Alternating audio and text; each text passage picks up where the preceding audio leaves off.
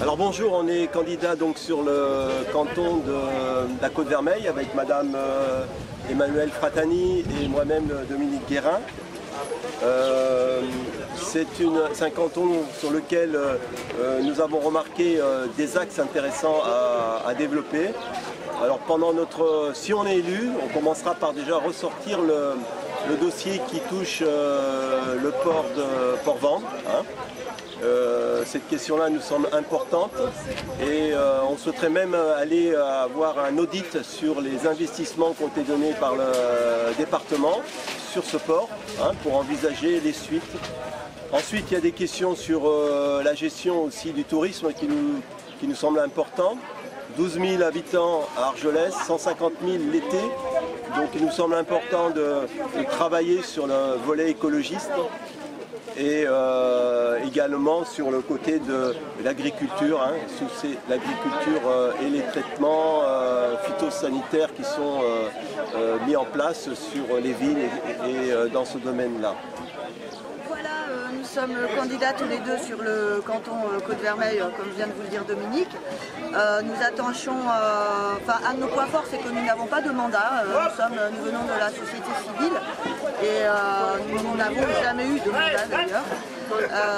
Et nous attachons une grande importance à la vitalité de notre démocratie. Et on voudrait, si on est élu, créer un conseil citoyen participatif par rapport à la prise de décision du département et par rapport à la surveillance des élus.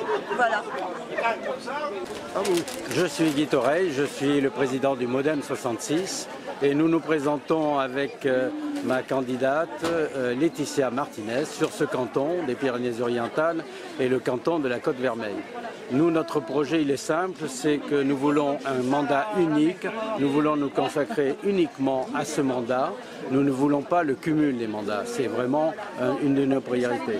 Et ce qui va toucher notre canton, c'est aussi être proche de nos arboriculteurs, de nos maraîchers, proche de nos pêcheurs, proche de ceux qui souffrent dans ce département et pourtant qui font le soleil de ce département. Il faut savoir que beaucoup de nos artisans ne sont pas reconnus et aidés dans ce département précisément.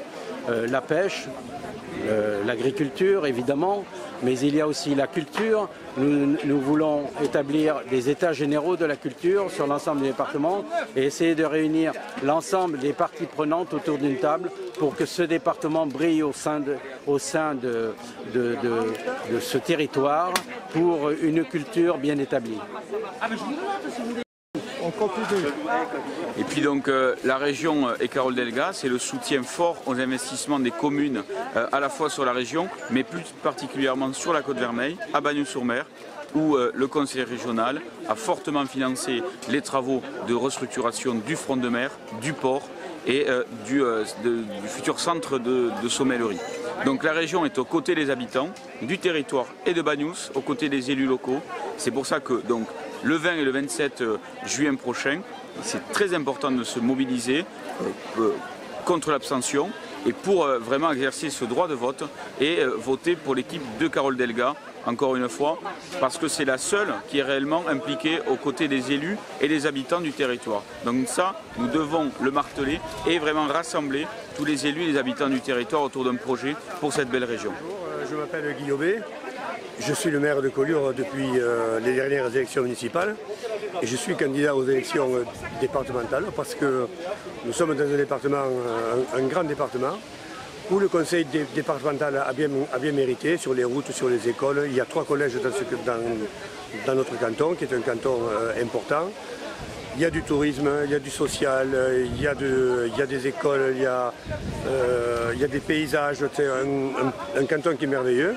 Au niveau de l'action du conseil départemental sur notre canton, c'est 30 millions d'euros sur les routes. C'est 3 millions d'euros par collège et c'est 15 millions d'euros sur le port de Port-Vendre. Donc c'est vraiment un effort colossal pour notre économie cantonale qu'il faut maintenir. Et il faut continuer donc à les aider.